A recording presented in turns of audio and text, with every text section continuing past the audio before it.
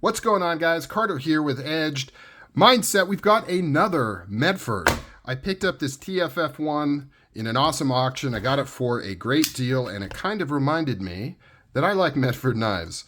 And so I jumped into some of the forums, some of the for sale stuff, just looking around, and I came across this beauty. Now, before I open this up, I know what you're going to say. You're going to say, sir, you fell for Greg's marketing hype.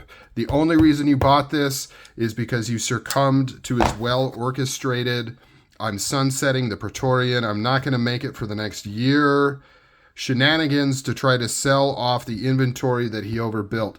And what I would say in return to that statement, that accusation, is maybe, that's part of it. That's probably part of it. But I would say more of it is that I've wanted a Praetorian in my collection again. I sold off all my Medfords like an idiot. I tend to do that. I really struggle with reducing my collection. And so the only way I can, I struggle with reducing certain brands, picking which ones to keep, which models to keep. And so what I tend to do when I know I have to reduce my collection is I kind of cut off entire makes because I can't decide which ones to let go. So I kind of say, okay, I'm getting rid of all my Medfords. I'm getting rid of all my Striders. And unfortunately, it means I let a lot of really cool knives go. So I sold off all my Medfords. This was made in August of 23. So not too long ago, less than a year. It is a beauty. I'll show it here in 3, 2, 1. There she is. So I sold off all my Medfords and I regretted it. I've been looking for a Praetorian. I haven't been looking particularly hard, but the announcement that the Praetorian is going away kind of sparked me to really kind of give it a little more effort. And I happened to come across this beauty right off the bat, and I absolutely love it. It's awesome. It's kind of a really good configuration, in my opinion, and pretty much just about what I would probably pick right now if I got to design a Praetorian T from scratch. It would be something similar to this. We've got the Vulcan blade, which I absolutely love. One of my favorite things about Medford knives is that Vulcan blade. We've got a weird white dot right there. I think it's a piece of just an extra maybe stainless spot in the steel or something that didn't take vulcanization. I'm not quite sure. But I also like this Vulcan blade because it's not too colorful. It's more subdued. You've only got a little bit of rainbow here. And I know most people really like to rainbow it out, but I'm actually kind of appreciating the duller, kind of more camo-y type natural look to it. Always liked the Vulcan blades. One of my favorites. I wish this guy had a Vulcan blade, but I'll keep my eyes peeled. Very, very cool. S45 VN steel. Drop point, which is my top choice for Praetorians. And generally, I guess knives in general, I like drop points over Tantos, even though the Tanto is like the OG blade shape for this knife. I like the drop point. That's my jam. PVD scales. I really like the contrast of the black with the Vulcan there. And then we've got some anodization, popping of color on the clip and all of the hardware. I'm on the fence on that one. I really kind of wish it was more solid bronze or something, but I don't know. What do you guys think? Is it too much? I could remove the anodization on this a couple different ways. I could just take the clip and do like a satin finish on the front here would be really easy. I could also just completely strip all the anodization off of everything, maybe leave these posts. Or do you think I should just leave it as is? Are you saying, hey, it's perfect, exactly how it is? It looks beautiful with the pop of color, not too much. Very, very cool. PVD on that glass breaker right there. The Praetorian, man, it's such a classic design. A lot of people were devastated when Greg announced that he wasn't going to be making this for the next year. I'm not so devastated. I think it's a smart move. It sounds like he overproduced it. Combination of probably over-anticipating the market, right? Everybody's probably pretty aware that the knife market's in the dumps right now, and it probably will be for quite a while.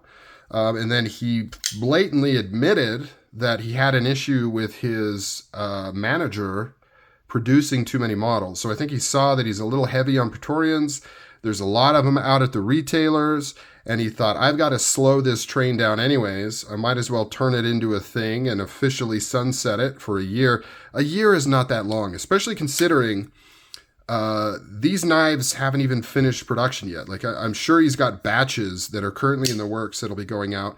He said he's going to complete all the existing orders, so it's not like he's canceling orders or anything. He's just going to slow down that train and let the market kind of get excited about the Praetorian again, which I think is a smart move from a business standpoint anyways. And honestly, I don't think it's really going to affect collectors and buyers all that much. You're still going to be able to get these. You can buy them at retailers. They're going to be on the secondary market. Maybe it'll just kind of spark interest again in them. And a year from now or a year and a half from now, we can get them reintroduced, reinvigorated, and excited about them again. So I see it as a good thing. We'll see if I'm right. But I got to say, it's been a while since I handled a Medford, and I really appreciate the manufacturing quality of these knives, especially for a made in the U.S. knife. If you've never handled one, they've got a very unique acoustic and feel. They're very kind of hydraulic, similar to CRK, right? It's not a blatantly drop-shutty knife. Now, you can loosen up the pivot, and you can get them pretty drop-shutty. But generally, you're going to find them like this. But they're super smooth, and they just have that clunky, not clunky as in like bad, but clunky as in like thuddy, clanky, clunky sounds, right? Clicky. Like, listen to that. You can actually hear it kind of reverberate off the pocket clip. They've just got really cool sounds to them. It kind of reminds me of old school Striders would kind of do that a little bit, like that thunk when you locked them out. Just sounded so good. But everything is really precise. All the machining, like look at the shoulder right there, how that stop pin just nestles right in there. That is a super secure stop with a thick pressed in pin. Lockup is phenomenal. There is not a single bit of slip or wiggle or anything. It is like a fixed blade, quote unquote, fixed blade in your hand. And sometimes I forget how cool that is, as well as being perfectly centered. So, you know, Medford can be a little bit of a polarizing character. Some people really don't like him. One thing that I've always appreciated with Medford is he is striving to continue to manufacture better and better.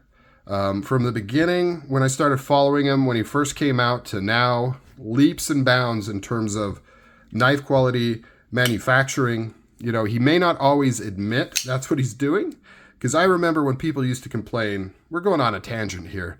Early on in Medford's kind of knife making, people would complain because his knives were never centered, right? Or weren't always centered. And so he created the term collector centering. Basically, somewhat of a dig of people saying, why do you care if it's centered? It still functions, right? Only collectors and nerds would care if it's centered.